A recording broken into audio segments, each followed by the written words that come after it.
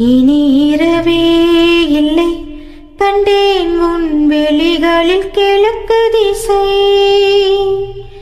இனி பிரிவே இல்லை அன்பே உன் உளறலும் எனக்கு இசை.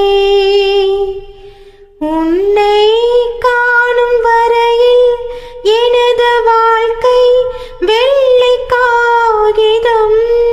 கண்ணா நீயும் அதிலே எழுதி போனாய் நல்ல ஓவியம்.